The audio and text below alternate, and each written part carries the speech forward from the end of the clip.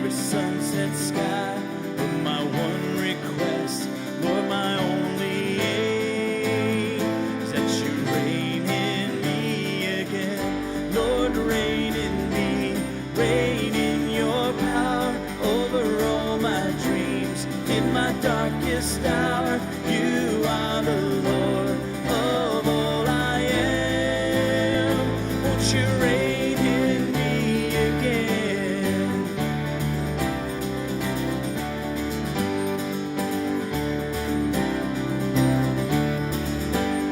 Over every thought, over every word, may my life reflect the beauty of my Lord. 'Cause you mean more to me than any other thing. Won't you reign in me again? Lord, reign in me, reign in your power over all my dreams. In my darkest hour, you are the Lord of all I am. Won't you reign in me again? Lord, reign in me, reign in your power over all my dreams. In my darkest hour, you are the Lord of all I am. Won't you reign in me again?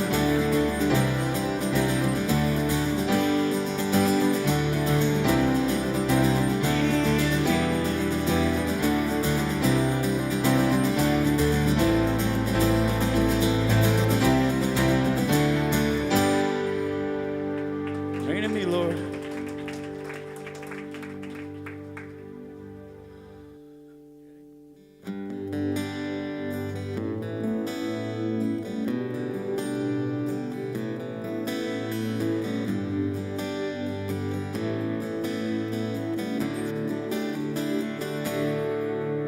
So wonderful is your unfailing love.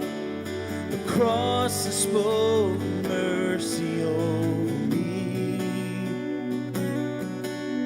No eye has seen, no ear has heard, no heart can fully know how glorious, how beautiful you are. Beautiful one I love, beautiful one I adore, beautiful one my soul must sing. You're powerful, so powerful, your glory fills the sky. Your mighty words displayed for all to see. The beauty of your majesty awakes my heart to see. How marvelous, how wonderful you are. Beautiful one I love, beautiful one I adore, beautiful one my soul must see. Oh, beautiful one I love, beautiful one I adore, beautiful one my soul must see. And you opened my eyes to your wonders. You captured my heart with this love. Because nothing on earth is as beautiful as you. And you opened my eyes to your wonders anew. You captured my heart with this love. Because nothing on earth is as beautiful as you. Beautiful one I love, beautiful one I adore, beautiful one my soul must see. Oh, beautiful one I love you, beautiful one I adore, beautiful one my soul must sing.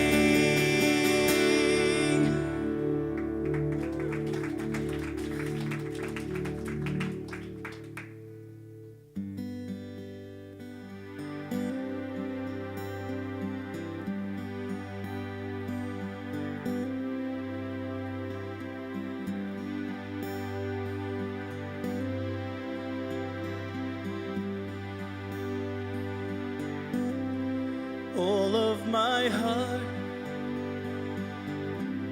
I give to you. With all of my heart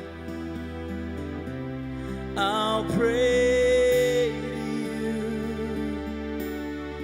With every breath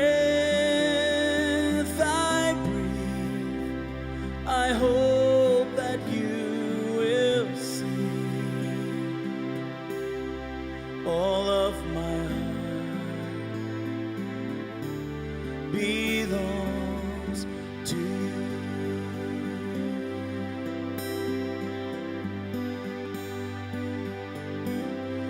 All of my life I'll worship you. You are my God. I trust in you.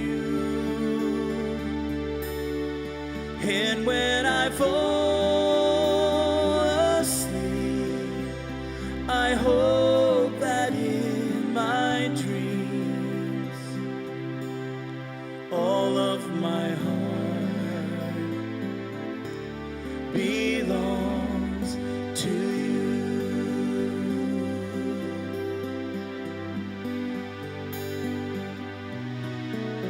Oh, I pray my life is more than chasing after the wind. 'Cause nothing is gained under the sun without you. All of my heart I give to you. With all of my heart I'll pray to you. With every breath I breathe, I hope that you will see. All of my heart belongs to you. All of my heart belongs to you.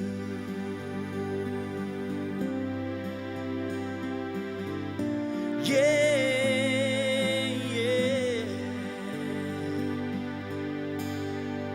Amen. Hope your heart does too. Y'all hear that? Kids are rocking out.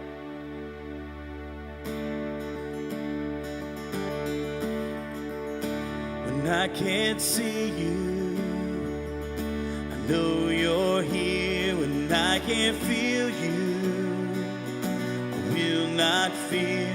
I will trust in you, and I will not be afraid. And when the battle is close at hand, I know you're with me to help me stand. I will trust in you, and I will not be afraid. Repeat after me, come on. I will not be afraid. I will not be afraid. I will trust in you. I will trust in you.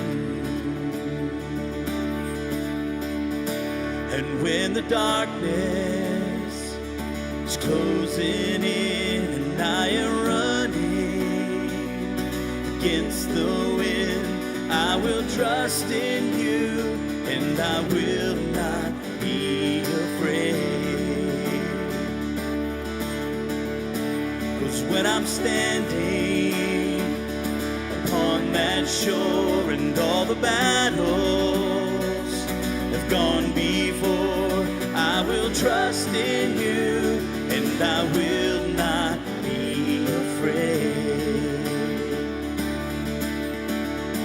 I will not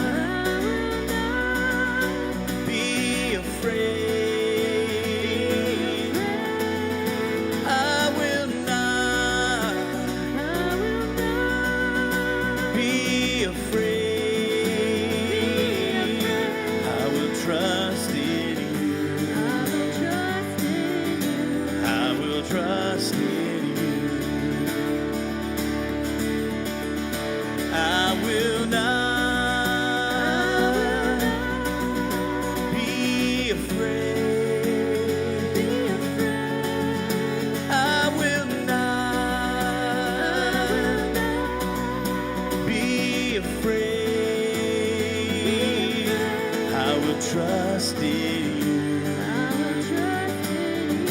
I will trust in you. I will trust in you.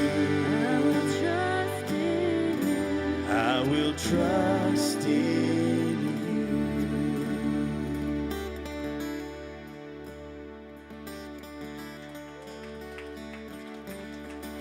Amen. Hug on your neighbor. Love on one another right here, please. Some may say it's foolishness, but I'll become even more undignified than this. Leave my pride by my side. I'll become even more undignified than this. Some may say it's foolishness, but I'll become even more undignified than this. Here we go. La la la, la la la la la, la la la la la, la la la la la, la la la la la, la la la la la, la la la la la, la la la la la, la la la la.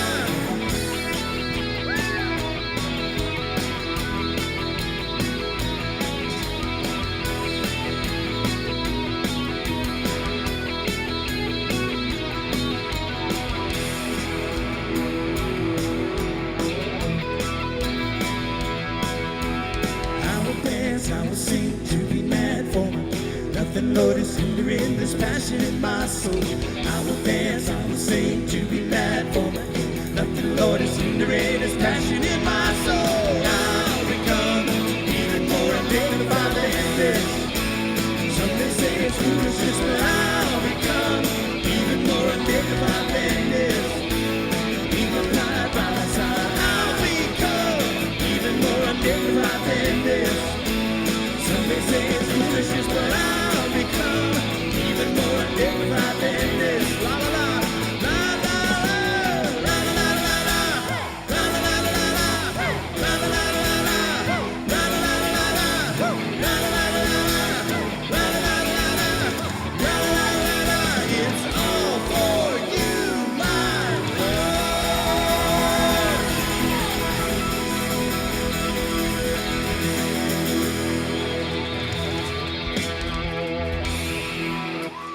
Woo, what tempo was that? Goodness gracious. That was light speed. Whoa.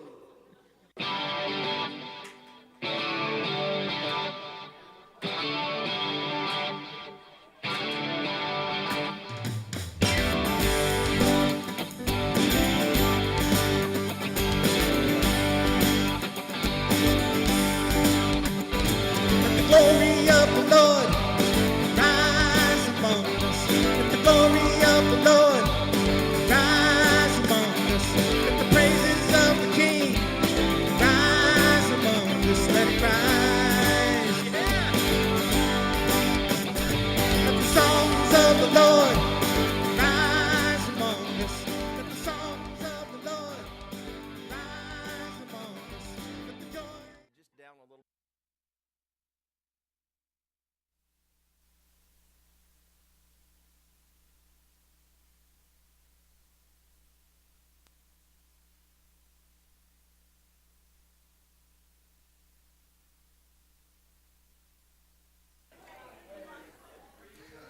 Great to see y'all. Thought we had a new blonde here tonight, and it was Nathan.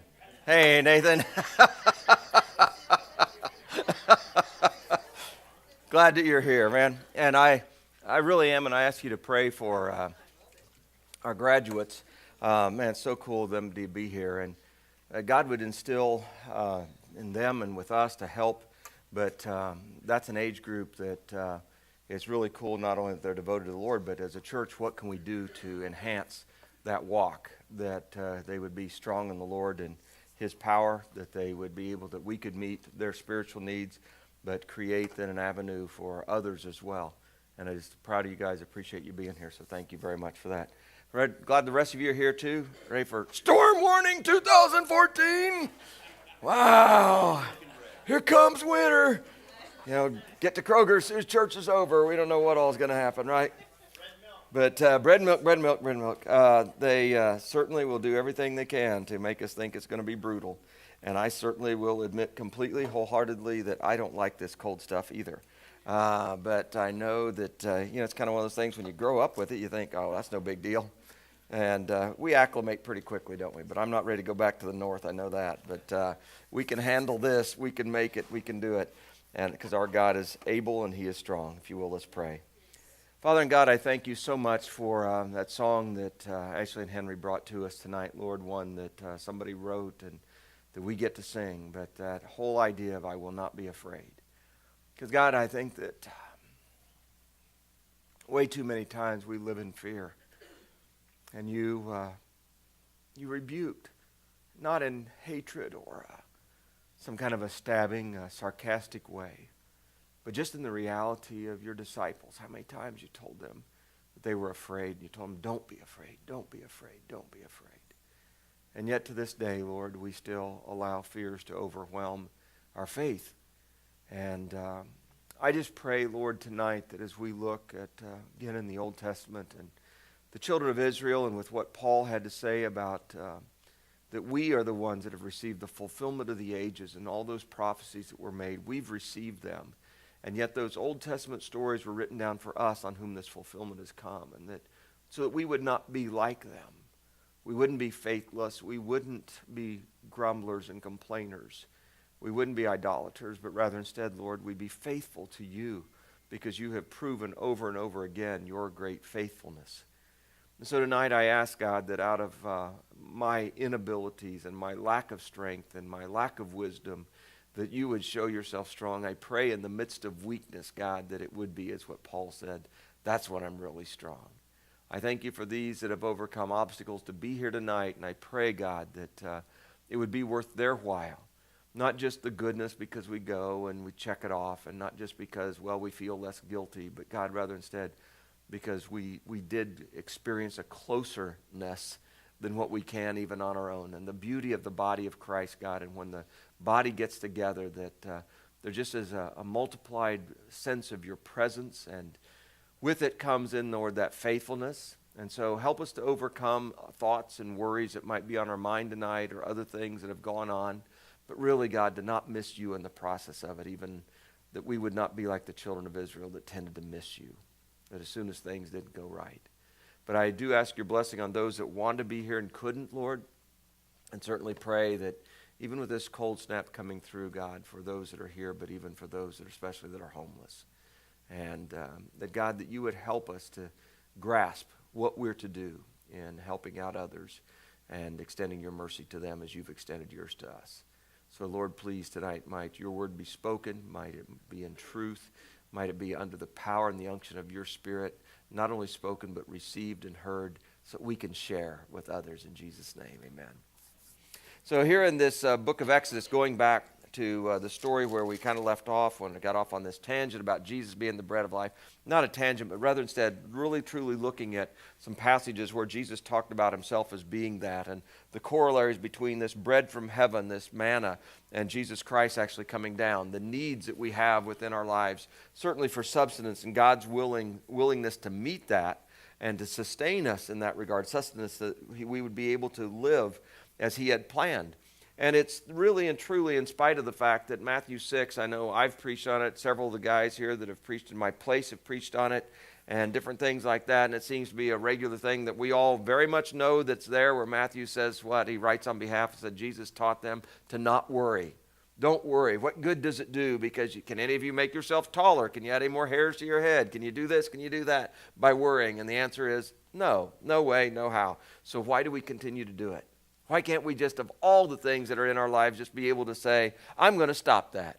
Why can't we just give it up like a bad habit? And I don't know, other than the fact that we have this tendency, and Satan certainly takes advantage of our human nature, and the human nature has this this perspective that seems to always be that if I like what's going on and people like me and I like the people around me and everything's going good, then man, that's when I am blessed. And yet in the midst of that, it's oftentimes when we lose track of God, so to speak, and the closeness that we might have. And you think it'd be just the opposite, that would make us just run into his arms even more. But the tendency is instead that we run to God when we don't have, our friends don't like us anymore, and we don't have a good job, and we don't have money, and nothing's going right, and our health maybe is gone. Then we come running to God all of a sudden as if we'd always been there, but we know we haven't. We come running to him now and say, oh, God, I need thee every hour. How do we do that? Same way they did.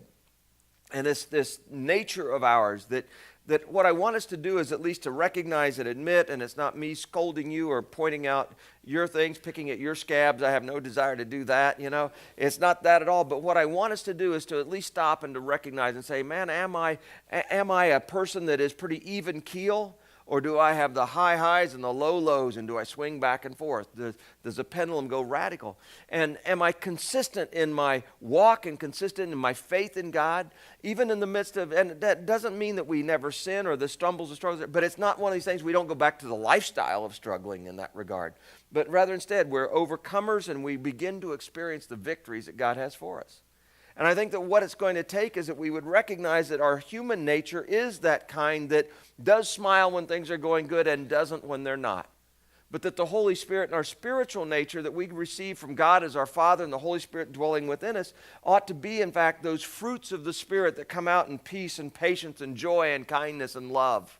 That's what it ought to be. And so if we have the Spirit of God in us, shouldn't our nature become more and more spiritual in that regard? Capital S, like Superman spiritual, Holy Spirit spiritual. Shouldn't we become more spiritual within that? Recognizing the power of God, knowing that we've tested God, not because we even were out to test him, but looking back on things we did, and knowing and seeing how he still provided for us, knowing that, that thing that bugs the time out of me, I understand when God blesses me when I'm doing right things and good things, but it astounds me when I've not been so faithful. You ever experience that? And what I think God tries to do is to show us that, man, if I am there when you've screwed up lousy, Steve, don't you think I'm going to be there when you're good? And in fact, didn't I promise you I would never leave you or forsake you? How come you act like sometimes I do? And the truth is God, I don't believe so much leaves us as we leave him in the dust, because our attentions, we're turned looking the other direction instead of looking toward him. And that what that brings about for us, it's not just that, that's sure unfair because God deserves our attention. It's not just that, it's even more than that. What happens is the crippling effect it takes upon us, upon our mindset and our well-being, upon our physical health is actually affected by our mental health and our emotional health and well-being. And so when we lose track of God, then what we begin to do is to be sick. And I mean, if it's not sick, it's sick in one of the ways that, sometimes doesn't necessarily manifest itself as something the doctor can cure. And in fact, today, my understanding is, in this day and age, that there are more people going to the doctor for things that are not physically related than there are that used to, that would only go to the doctor when they had something. But it's just a multiplied thing of, I just feel like something's wrong. You know what I mean? And it's not a good feeling, but it can become a paranoia. But it can also be a peace about it if we know that God is there. Now, why would I go into all this? Because, man, we're coming into one of the times of the year that people talk about the holidays. And although for some it's when the ooey gooey tingly things all turn loose and visions of sugar plum dancing in kids' heads and in some adults' heads, and they're ready to deck the halls with boughs of everything, but holly anymore, it seems like, and Christmas decorations and Christmas carols, and some people just love that, and I could care less. But it's that time of the year where we're supposed to be happy about it, So, and I'm not trying to be a Debbie Downer about that stuff, but some people really get up for it, and other people, get these sentimental moments and start anticipating. But I would say it's almost half of the people, though, when it comes to this, they also start anticipating. And it's with drudgery and dread. They start anticipating. Well, we'll probably have the normal family fights. What's the use of even getting together? Kids won't come to my house. I'll have to go see them. If I'm going to do, and I don't have enough money to really give them the gift that I'd like to. They're all going to be disappointed, I'm going to go broke trying to. And right? All these things start circulating through our minds. And even though you and I, along with Charlie Brown, can give that Jesus is the reason for the season, and we know that, do we live like that? Do we exhibit that with a boldness and an abundance that is surely something that we glorify God with? Or do we instead kind of go through Christmas at however way, the same way the rest of the world that we live in goes about it? And I think that's wrong. I think of all the people, and it shouldn't be about necessarily the decorations and everything like that, but we certainly ought to have that tingling desire that this is an opportunity maybe for somebody to see Jesus like they've never seen him before. And I wonder if they would see him differently if we just approach Christmas differently than we usually do. And if we begin to exhibit those fruits of the Spirit, and instead of hanging balls on our Christmas tree, let's start imagining what would happen if the ornaments hanging on our tree, the tree of our life, like Jesus hung on the tree, what if they were those fruits of the Spirit? How different would that make your life and the life of those around you when they could clearly see luscious fruit found in the book of Galatians chapter 5? That fruit of the Spirit. I'll go ahead and, while we're there, keep your finger here, I'm coming back. But yeah, let's go ahead. And there's no use just talking about it. Let's read it so that I don't just hit the few highlights here and so that you don't miss out. Okay, Galatians chapter 5. And you got the parallel here. Verse 19, he gives the fruits of those that lack the Spirit. Now, it doesn't say that. It calls them the acts of the sinful nature, but it's the fruit of the sinful nature. The other one are the acts of the Spirit or the fruit of the Spirit. Not trying to say that God's Word doesn't say it clear, but it's implied. Both things apply the same way. So verse 19, we read that these are the acts or the fruits of those that don't have Christ within them. They're obvious: sexual immorality, impurity, debauchery, idolatry, and witchcraft, hatred, discord. Okay, now we're getting into the ones that really are luscious here. You know, those first ones, we know none of us would have anything to do with those. Now we got past debauchery. Let's start looking. Idolatry, oh, maybe occasionally we might worship a few things. What about witchcraft? Well, did you know in the Bible, in the Old Testament, that what the prophet Samuel equated witchcraft with was rebellion? Lack of conformity. Now, I'm not talking about conformity to the world. I'm talking about lack of conforming to God. That's witchcraft, is rebellion. Hatred. Now, we won't have any problem with that, will we? Any fruit of that coming out? Or discord? Well, I can't believe she'd wear that outfit one more time, you know. Doesn't she know? Oh, there they are again. They had too much eggnog, you know. But discord, jealousy. How come they got that and I got this? Fits of rage. Yeah, that happens every once in a while around the Christmas tree, doesn't it? Selfish ambition. Does that ever take place? Dissensions. One side against the other side, and somebody not playing intermediary, but stirring them both up.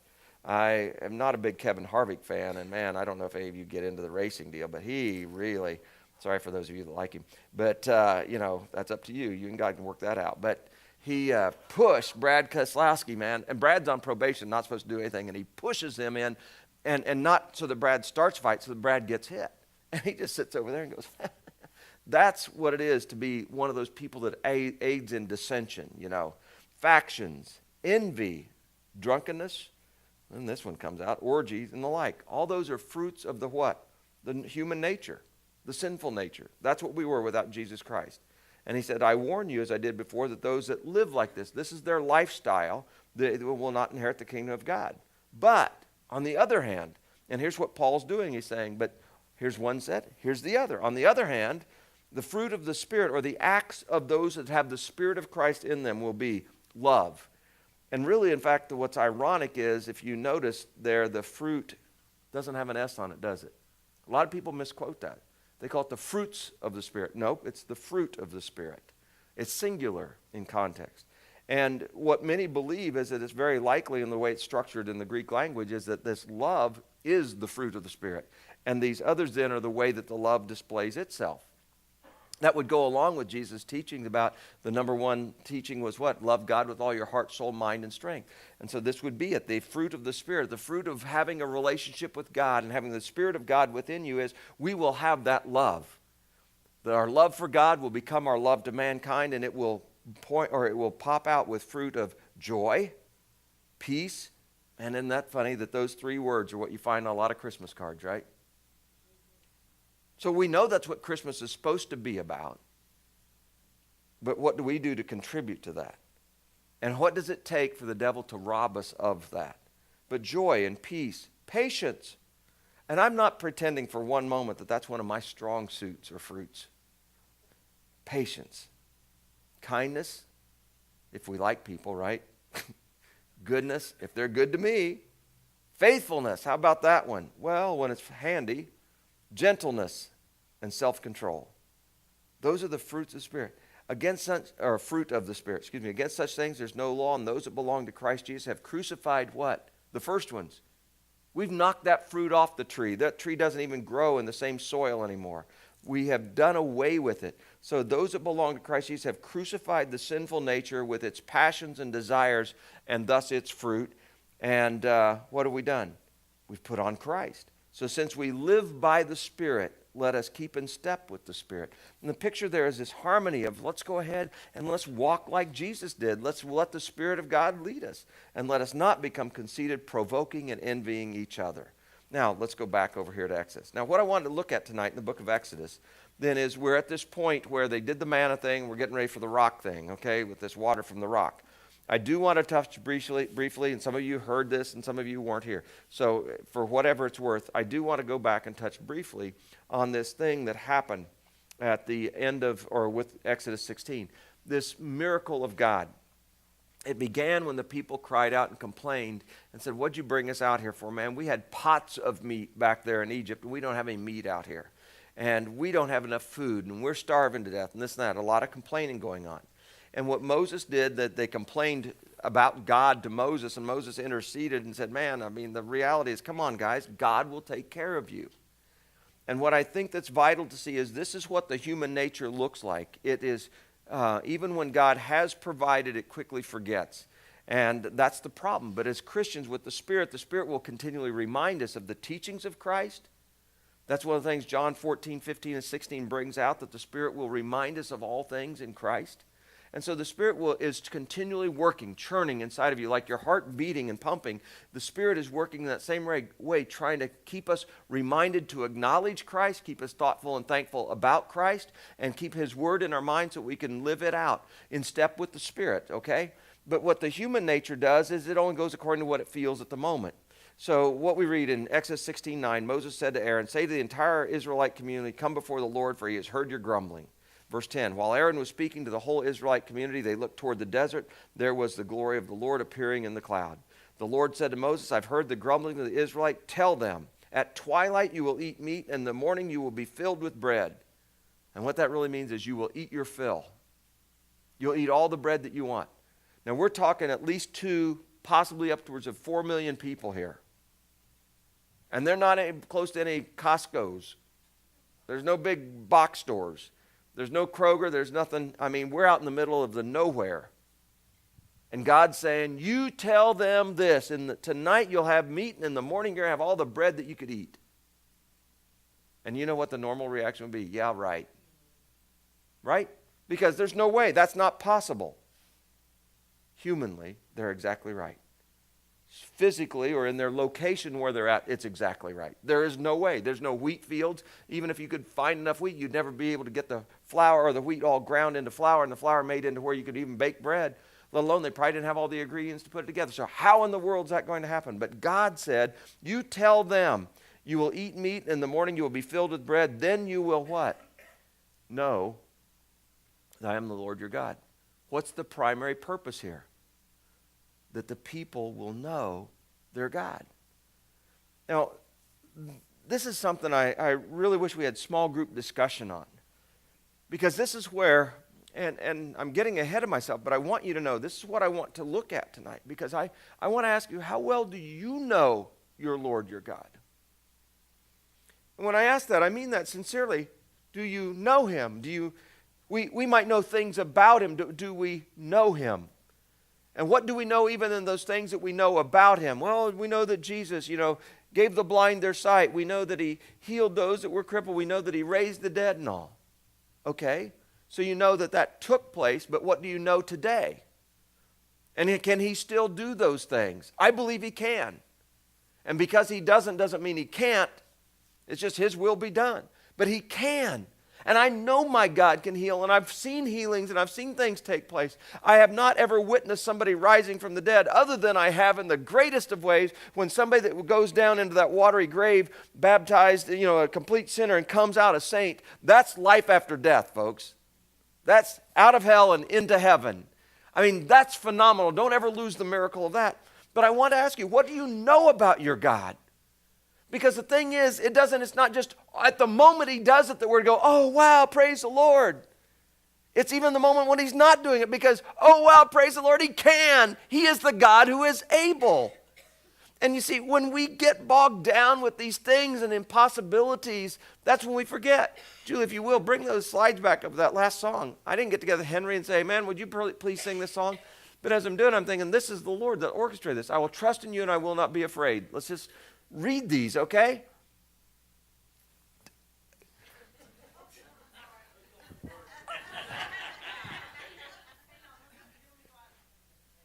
Okay. And when the battle... Okay, now you're going a little quick. Okay. I didn't wave my arm. Okay, this is the first one. Okay. When I can't... Read it together with me. I'll try to go slow. Okay. When I can't see you, I know you're there. Or here. When I can't feel you, I will not fear. I will trust in you, and I will not be afraid. Okay, next one. And when the battle is close at hand, I know you're with me to help me stand. I will trust in you, and I will not be afraid. I will not be afraid. Okay, we know that one. Go to the next one then.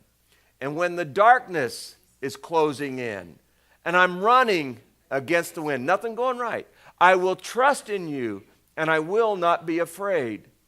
Because when I'm standing upon that shore, and all the battles they have gone before, I will trust in you, and I will not be afraid. There's no reason, folks, that we don't have that if we believe in God. And that's what I hate about the fact that our world, the church world, has changed the definitions of what faith is about and what trust is about. They're the same. And this devotion that we're to have to God, this belief that our God can do anything, and that will hold in the wind and say, I know if God wants to change us, he can. And I'm not going to worry. I'm going to trust in him. I'm not going to be afraid because his will be done. God is so powerful and so awesome and has so many ways of providing. Haven't you experienced, as what I have, not only God providing me needs, but supplying for some of my stupid wants? Have we all been such good and cautious servants of God that we have great stewardship and we have extreme discipline in our spending, and we are even to the point that we give God 30% instead of 10%? No, we haven't. Do we only buy our needs and live as paupers? No, we don't. But do we act like we do? Oh man, I just wish I... But has God not provided at times and in ways that there was no way that you could expect or account? And if he can, then why do we always fear that he won't? And it's not that we come to God like this automatic ATM that we can just run it up all that we want. It's not that God's that way, but it is that God is that way. And what I mean by that is that he will give us what we need. And he loves to smile upon us at times and give us even the things that we want. He likes to surprise us. He likes to wink at us. He likes to, like I said, just simply smile upon us. But he doesn't do it for anything other than he's just crazy and he loves us. But he hopes that someday we'll get it and we'll relax. We'll become more intense, but we're relaxed because we trust in him. What's there to be afraid of?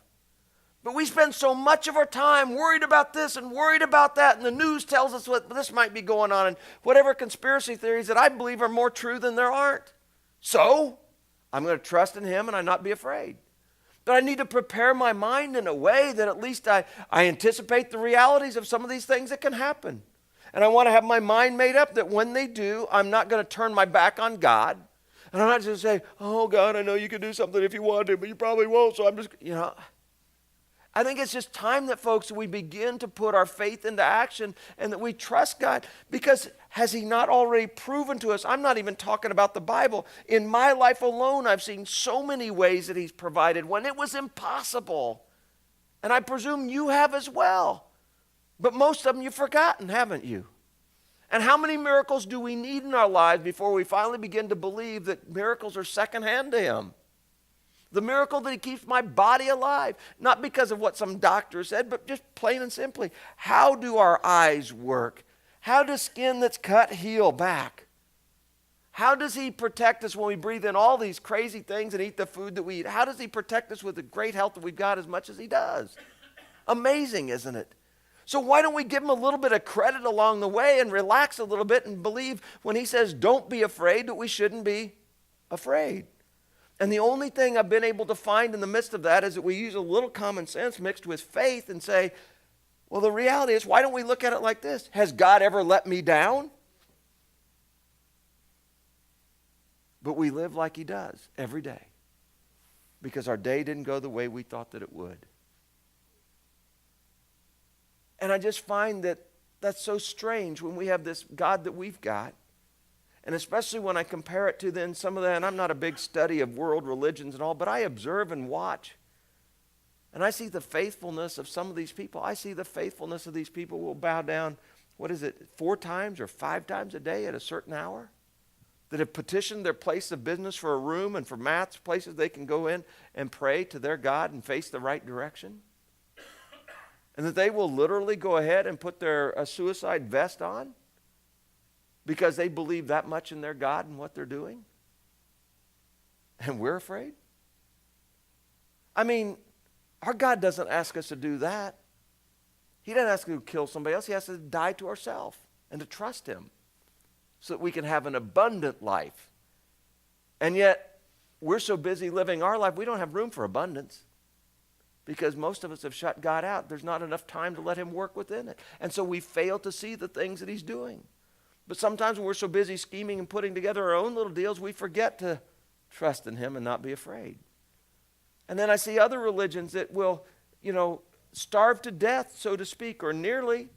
And they got cows running around and this and that. They won't touch them because they believe, according to their religion and their God, that they can't have those things, that they're godly ancestors.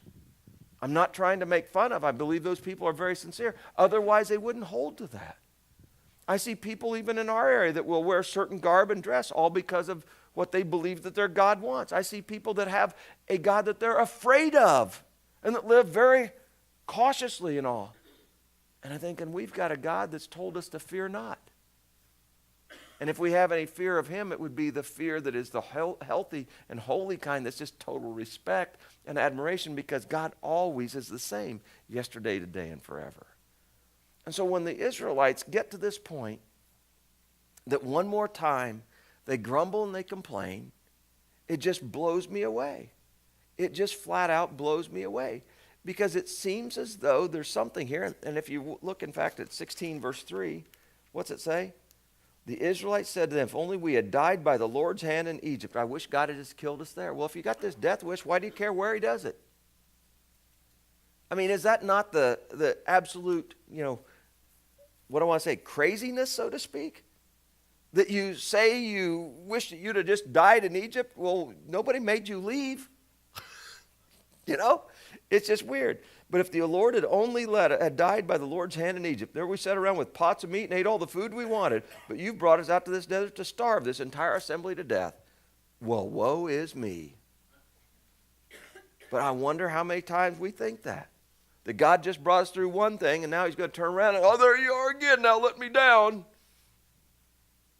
And I'm just amazed that God holds together and that his fruit is truly patience, isn't it? At least with me. Now, what I wanted to do was to see that. But I want you to see what the answer was. God's willing to understand our weaknesses. But what he always does is try to substantiate the strengths that he has instead of our weaknesses so that we can become stronger. And so he said, I'm about to do something for you that you will know is absolutely insanely impossible. And I'm going to do it just like that. I'm not going to tell you a week from now, a month from now, a year from now. I'm going to tell you by tonight and tomorrow morning you're going to have meat and you're going to have bread to your fill. Then you will know that I am the Lord your God. And so my question to you tonight is, what will it take for us to know our Lord and our God? I know we claim to believe, but do you know him? And do you know with this assurance, not just that you're saved, but rather that he's saving you daily? Not just from sin, but from all kinds of things that could be happening. Do you know God well enough to know that he's got a purpose for your life? Yeah, I've been wondering what in the world that is. Well, man, your purpose, you wouldn't have life if it wasn't. But do you know what it is? And do you know that at least right now in the midst of it, you're going to seek to do his will any way you can, that you could discover with complete assurance that this is my purpose for being here? Because, folks, it's then that it begins, when you begin to believe that God wouldn't have you here unless he needed you and wanted to use you. Now, he can do without me, but if I'll be used by him, he loves to do that too. And he's got plans and purposes and lives to intersect. And none of it I can see, but it's coming. And it's all according to his plan. And some of it will be stuff that I might enjoy, and some of it might be stuff that at the time I think this is the worst thing that could happen to me, but I won't find out till later that it was the greatest thing that could have happened. Because God works that way. And as I mentioned Sunday, I mentioned again, I loved it when Casting Crowns talked about that song about God dreaming for us, his dream of us, each individually. He's got a dream for us to fulfill something. And we ought to be daily saying, God, I just can't believe you even think about me, let alone you've got a dream for me. And quit looking at your life every day believing it's a nightmare. If you want to see all this bad going on, you can look backwards in your life. If you want to see what's great, just look at God. And as I said the other night too, or I didn't exactly say, but implied, but if there's something between you and God casting a shadow, it's because there's something closer to God than you are. And sometimes it's the devil. And you need to make sure that you get and say, hey, wait a minute. You're the one that doesn't love him. Get out of my way. I'll have nothing in between me and thee. Now, back to this. So God's saying, I'm going to let you know. And we read down at the end at verse 34 as we wrap up this chapter. As the Lord commanded Moses, Aaron put the manna in front of the testimony that it might be kept. The Israelites ate manna 40 years until they came to a land that was settled, and they ate manna until they reached the border of Canaan. I just want you to stop and calculate that out. Again, 2 to 4 million people, all the bread they could eat their fill.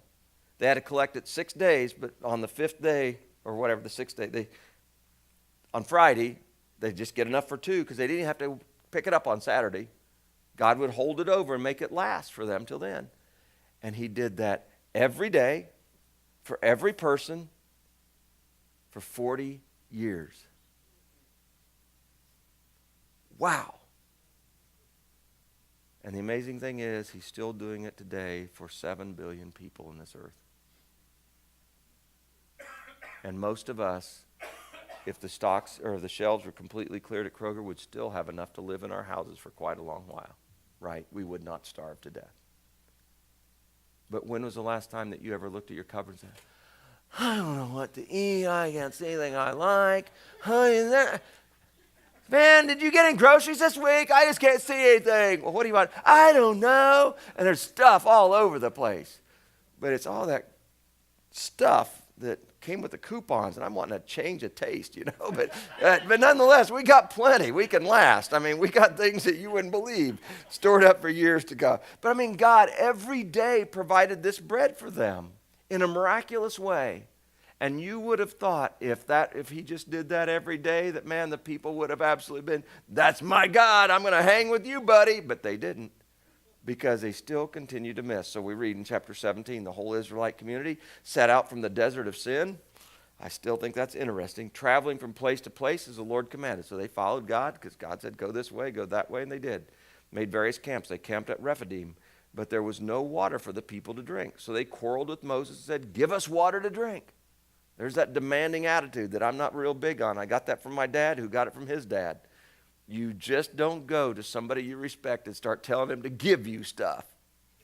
You ask maybe politely, and you might talk about it, but you don't go making threats or demands. But they quarreled with Moses, and that should have been the first tip of the hat to anybody, as they quarreled. But when was the last time we quarreled about something? And the sad thing is, at least they went to him. A lot of people just quarrel behind somebody else's back. They don't even give them a chance to have a fair fight. Give us this water to drink. Moses replied, why do you quarrel with me? Why do you put the Lord to the test?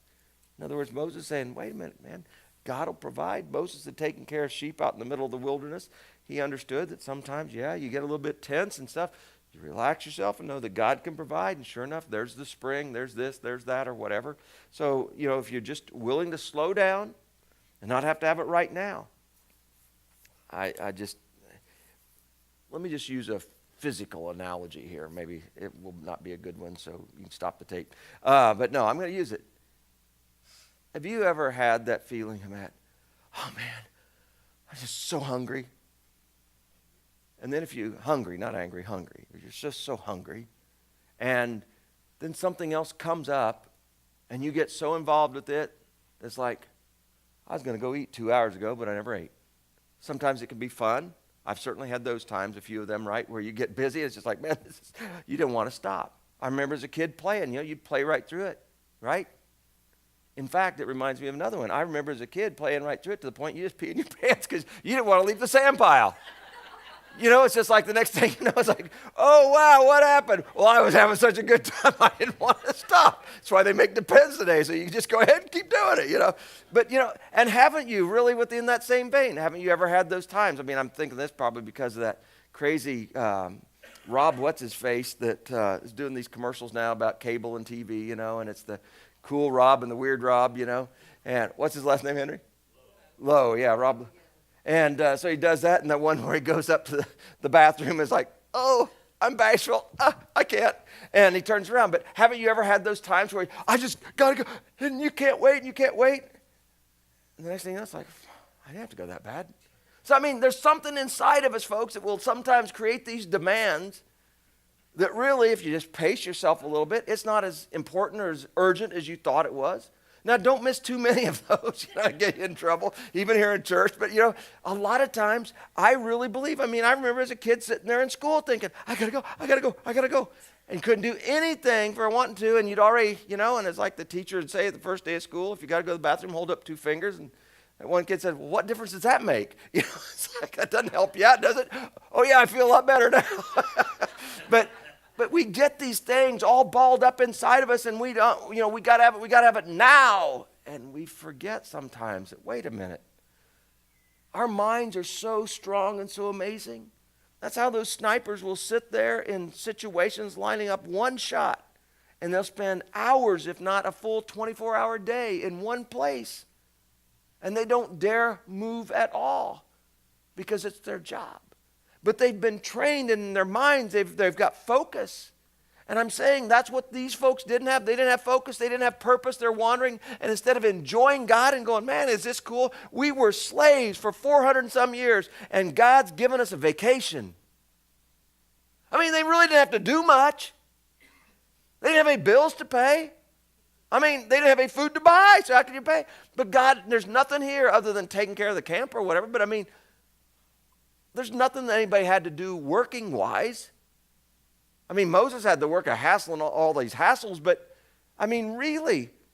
But instead of seeing it like a vacation, they looked at it as torture and punishment. All they could talk about was the way it used to be. Isn't that amazing? So I'm telling you, this human nature of ours, this old nature, the sinful nature, doesn't only express itself in doing wrong things and evil, but evil really is the lack of awareness of God. Evil is forgetting God. Wickedness is living as if there is no God. And I believe that even believers can get into that when our faith fails and we fail to believe.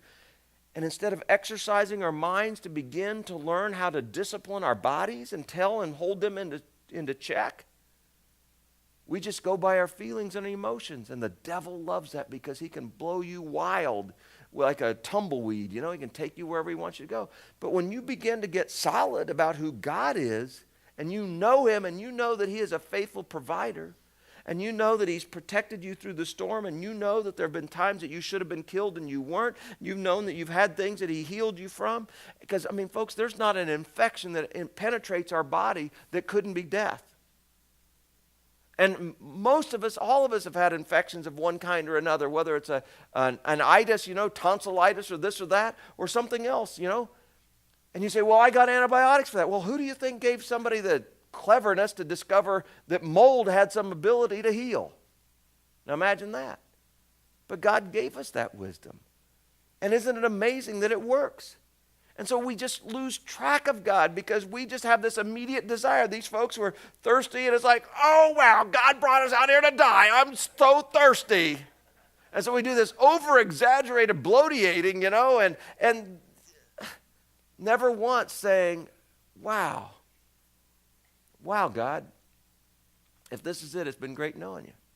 But man, if you want, you can provide water any way you want. If you can you gave us bread this morning. So God, I just need, some of us a little dry. Would you give me something to choke it down with?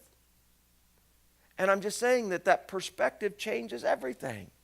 And I think that the devil continually and incessantly tries to stir us to always have this panic button that we hit.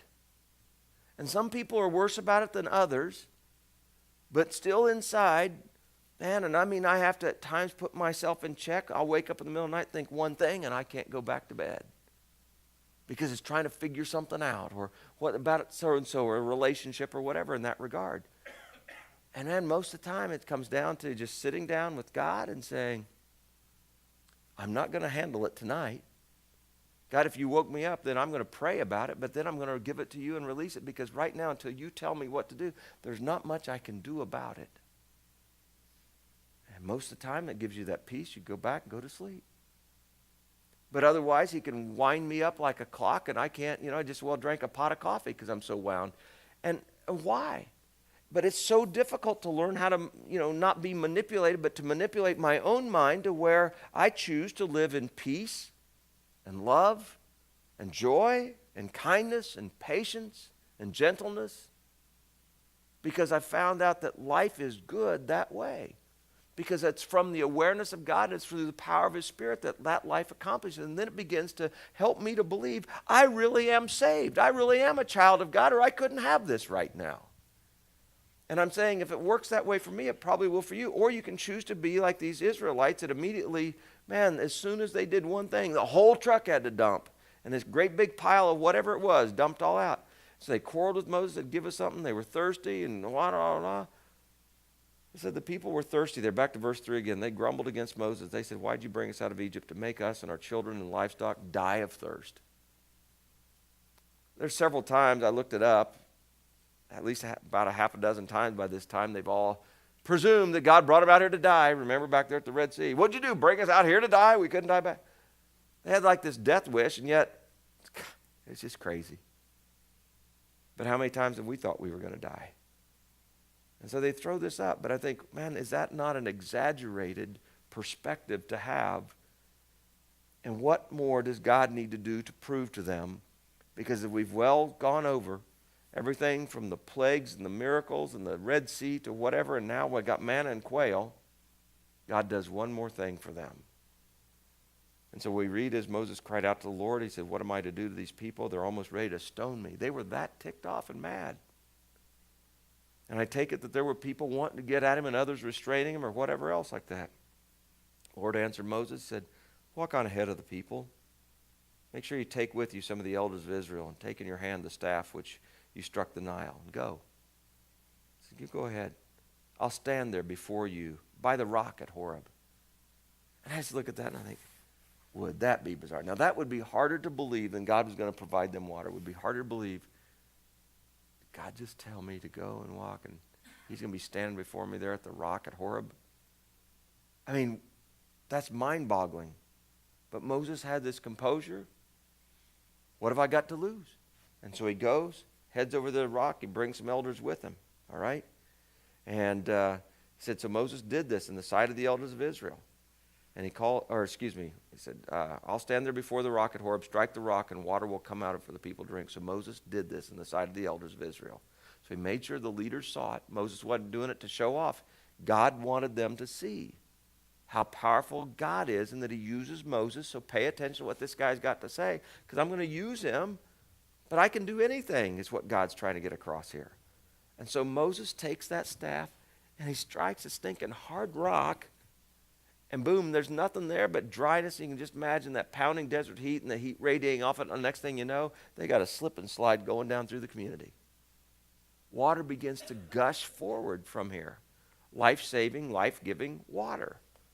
Enough for 4 million people and their livestock. And it just blows me away. So Moses did this. And he called the place Massah, or Massah, and Meribah, because the Israelites quarreled there, and they tested the Lord, saying, is the Lord among us? So those two words, testing and quarreling. What a name for a place that life-giving water was now being flowing from a rock. Now, man, you'd have thought that they would have fallen down and never even touched the water and just fallen down and said, oh, God, why do I have such little faith? But when we see the movie in heaven, I got a feeling they all went rushing toward the water before they ever give thanks. As we come into this time of Thanksgiving, time of God giving His Son, will we spend more times opening the packages than we will giving thanks for what we got and who it came from? It's just amazing, isn't it? It's just amazing. They're continually thinking they're going to die. And I don't want you to speak up tonight, but I want you to think about this and ask you, as I ask you, how many times have you said in your lifetime, oh, I'm going to die? It could be, I'm so hungry I could die. It could be, I'm so thirsty I could die. If they ever do that, man, I was so embarrassed in public I could have died. And then how many times have you believed that God was going to literally just let you die? Did you stop when He didn't and go, my Lord and my God? Did you add that into this memory bank of ours to allow the Spirit to have freedom to remind you of how many ways He's provided and protected and even healed you? I mean, man, if we all died when we thought we were going to die, none of us would be alive right now, would we? Because we've all had those feelings. Whether it's through presumption or whether it's through an over-exaggeration with our imaginations and everything that way because we took our eyes off of Christ and had them completely on just life's effects. Or we've wished we could die. I have. I've embarrassed myself enough that I wish I could have just died.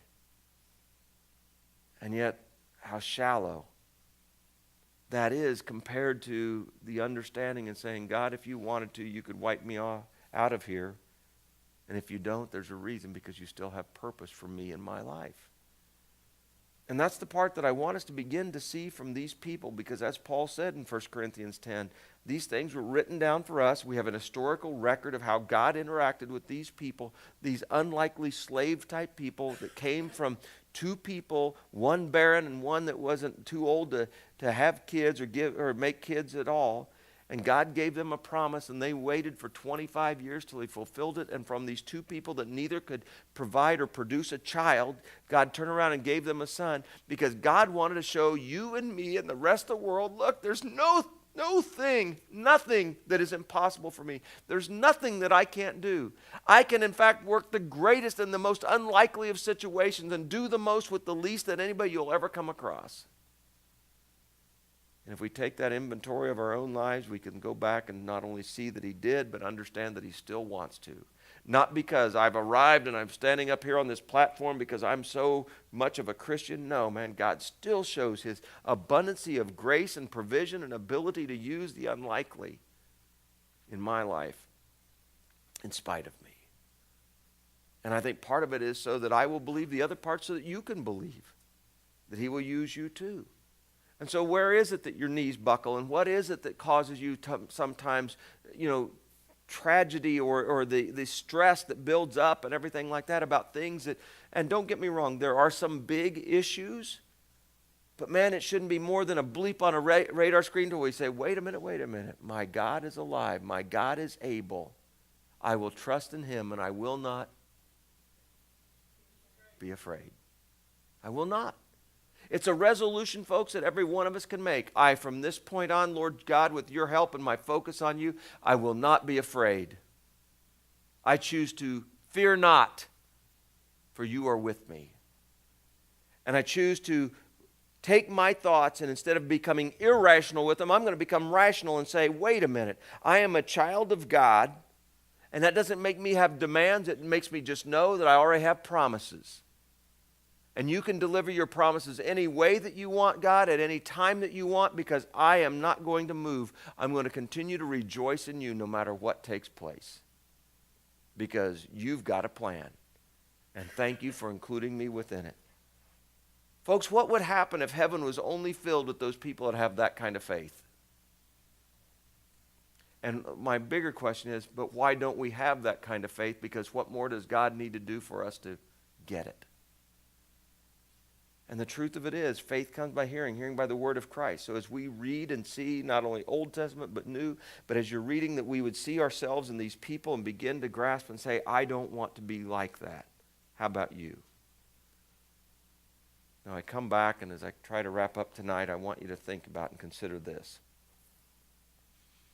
So, I asked you earlier, how well do you know him? And what do you know about your God? Do you believe that some of these things are just platitudes that preachers preach and pontificate about because they're trying to throw out these things, but they don't understand what the normal person is? Well, you know how it's difficult for me to call myself normal, but at least I'm not above normal, you know. I'm outside of normal maybe, but man, I mean, has God not proven to us a variety of things that he can do with or without me, in spite of me? In spite of my sin, in spite of my shortcomings? Has he not proven? Has he not proven that he is able? And let me ask you this. How many of the things that you worried about even ever came true? 5%? I'll bet no more than 10. And then most of those came true because that's what you kept expecting, and so you got exactly what you were looking for. But when we begin to imagine and know that God can, we'll see him work. But we have to have that mindset that's ready to discover God anew. And yet we've absolutely got this trunk full of promises and of things that he's already accomplished. He's proven himself over and over. So I don't even have to get anything new, because look what he's done before. He can do it again. And if he doesn't, there's another way that he's working this. And praise God for that too, right? And so I'm just saying today, would you not help me help you, but then you help other people in this church, that we can become that church that truly lifts him up? And that we don't have to look at everything from a human perspective and go, why are they like that? And why did they do that? And da-da-da-da. But rather instead look and say, God, you are so awesome. Man, this person's in my life. Or maybe it's just to pray. And God, someday you're going to show, I did pray faithfully for so-and-so, even though I didn't think that they liked me. But I prayed for them because they were on my heart and in my path. And I just want to encourage you, because I'm thinking, man, that's a great way to live. And then you begin to exhibit that fruit of the Spirit that express itself in loving ways, loving kindness and loving patience and loving joy. And folks, I'm telling you what, I don't know about the rest of you, but how many of you enjoy being around somebody that's a complainer? How many of you are complainers? And you go, I don't have any friends. Check your armpits. Sorry, that was on that side of the mic. Check your armpits, and if that's okay, then the next thing you need to look at is, how's your joy factor? And do we lean more towards the complainers or more towards rejoicers, you know? Because I'm telling you what, it's not fun being around complainers all the time. And I'm not saying there's never anything to complain about. I'm just saying I think we need to set ourselves some limits and say, okay, I need to have a wah party, and let's go over. Wah, now it's over. All right, you done? Yeah. Now let's have a praise party, right? Woo! God, you're good. God, you're great. Yay, God. You know, I mean, it can be, folks, that's simple. I mean, I watch these kids, John's kids, and I watch, and there's things that but man, you kiss the boo-boo and you go on, right? And it's back to normal, playing full bore. I wonder sometimes our Father in heaven goes, no, really, are you going to pout about that? It's been 24 hours. That's enough. You know, and he wants to smack us silly, I think. I would if I were God. Now, I'm glad he doesn't. But, you know, I would go, what the crud? You want something to pout about? Watch this, you know. But God doesn't. And that's just another amazing thing about his love. So I want to encourage you. In these weeks leading from here to Thanksgiving and Thanksgiving to Christmas in another 6 weeks, I just want to encourage you. Start as you're reading the Bible. I'm not even going to tell you how much you got to read it or whatever, but as you read it, I want you to start looking for things you can go, man, I know that about God, and I know this about God, and I know that about God. It's my God. And it may have been with Job, it may have been with Peter, it may have been with Paul, but it doesn't make any difference. It's your God, because he did it with them, he can do it. And if he doesn't, and he never promised you what he would do, if he doesn't do that with you, it doesn't make him a bad God. He's got a different way he wants to do your miracle and to use your life. But man, I tell you what, I just don't believe we could have enough services at this building if we just became joyful people. I'm not talking about plastic joy. I'm talking about real joy, the kind that says, yeah, life's cruddy, but man, beats hell. So I'm glad that thanks for the grace of Jesus, I'm not going there. And so I'm going to look for things that God's going to do through me and with me. And man, in the meantime, what can I do for somebody else? And I tell you what, folks, when you quit worrying about things and you start saying, I'm going to trust in you and I'm not going to be afraid. And one of the biggest prayers any of you could have ever prayed tonight would be this: God, please tap me on the shoulder next time I'm showing fear. Because I think so many of us live in it, we don't even know when we're doing it. Maybe? Because those fears express themselves in more ways than just, you know? That can be one. I mean, there are things that scare us, startle us. I mean, I love scaring people. I do. I just think it's hilarious watching those reactions. You know, man, I love that video I saw that they put the spider outfit on a little dog and I mean, I just think, and I'd have probably screamed and jumped and, Julie! Yeah, okay, you know. But man, I mean, so it startled you. All right, how long does it last till you see through it, right? So there's so many things out there to be afraid of. It's amazing the funny things that we fail to even laugh at ourselves. And it's funny how it's boo. I mean, what was about the word boo, you know? I mean, we have this reaction. Well, that's what makes it fun to startle people, because the way they react. And I like it when people lift their leg up. Oh, you know, it's like, what are you going to do? What kind of reaction was that? And I'll tell you, one of my favorite was Julie, of course, hiding under the bed and grabbing her ankles. That was always good. But I think, why not, man? Okay. Let's take a vote right now. How many of you in this room have ever literally had a bad person underneath your bed grab your ankles? Proof! It doesn't happen, folks. It doesn't. So what's there to be afraid of? It can happen, but it doesn't. Now, if I die that way, you go, told you so. But until that happens, you know, just relax a little bit, chillax. You know, and then the other one that was I thought was pretty clever too, is our trailer we had. And I knew when she came home from work, she's predictable. How she comes in the door and puts her purse down, and the first thing she does is hangs up her cloak. Not me, I'm predictable. Boom, you know. I might remember to take my shoes off, so she comes over, and I'm in the closet. So she reaches for the hanger because she's looking for something else. I grab her arm, you know. You know. How many of you have ever died from somebody grabbing your hand in the closet? Okay, it's just, but it's funny. Now, I mention this stuff because I do want to add some laughter and some brevity to this. I mean, it's like, or your levity, or maybe it is, but I want you, there's nothing brief about me, but I want you to consider, you know, I mean, there are going to be things that will stun and startle us, but you and I have more control of what we do with Christ in the next few seconds after we're startled.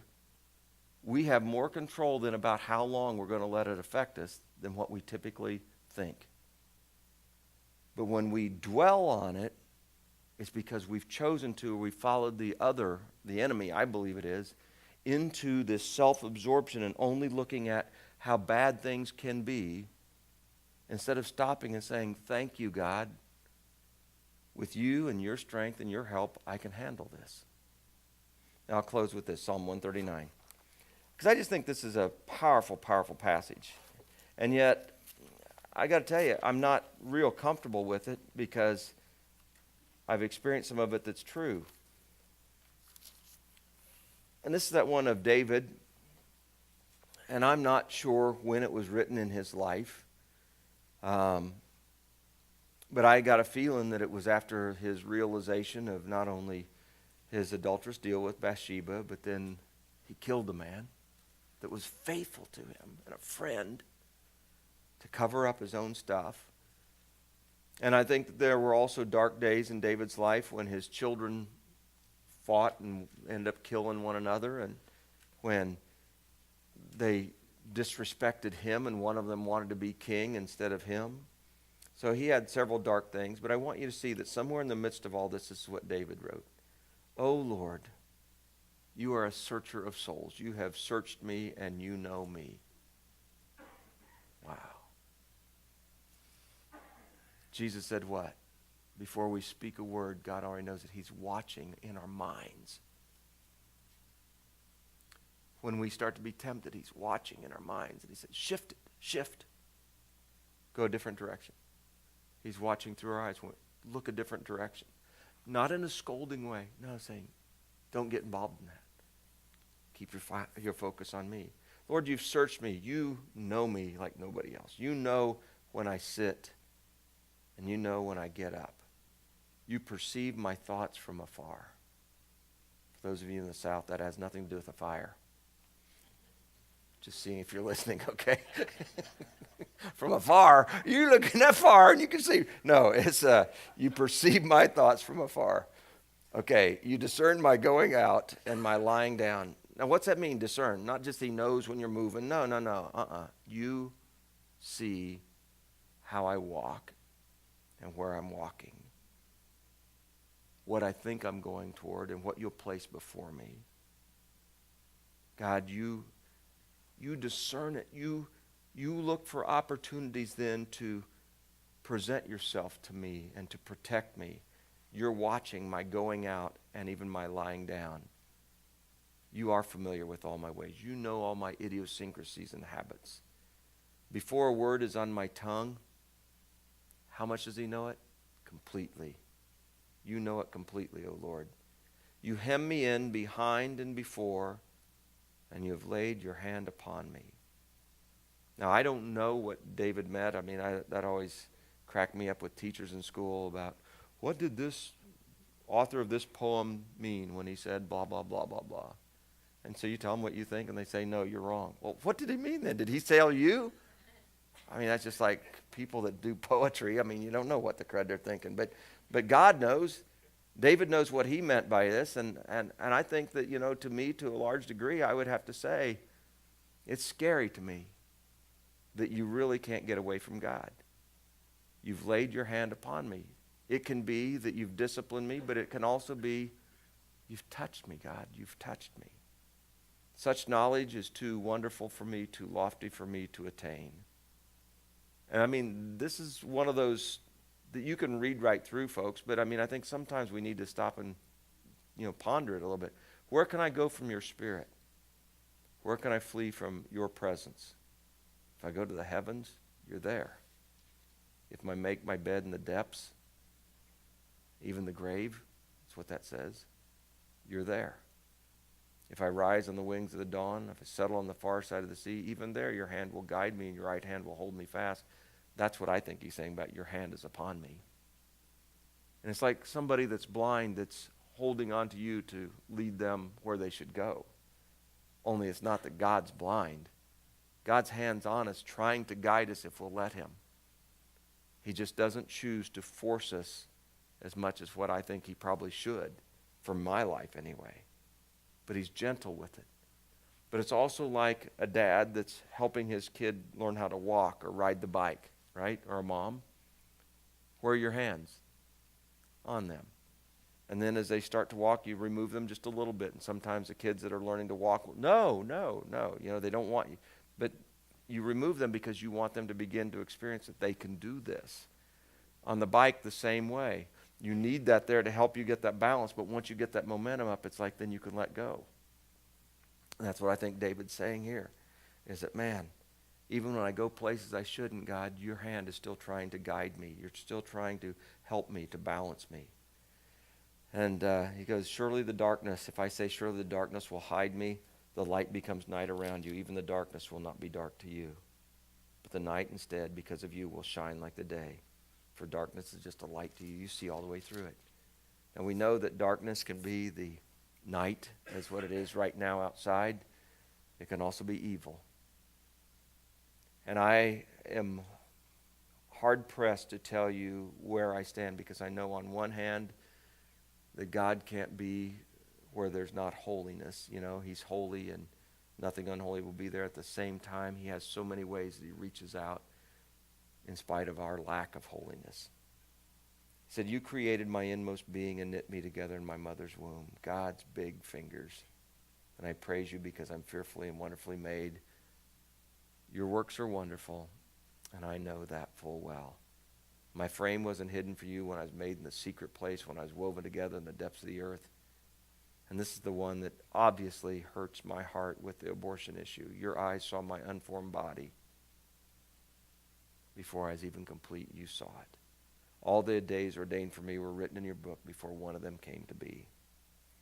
Not that the rest of it's not good, but we're going to stop there because of time. But anyway, I want to encourage you to know your God like he knows you, to experience him as he is with you and beginning to believe that, but not from the paranoia and the belief of it in the sense of God's there ready to throw the lightning bolt at you the moment you step over the line or anything that way, but rather instead he's there as a loving parent wanting to guide your path and realize it's your life and you'll do what you want, but man, if I can influence you at all, I will.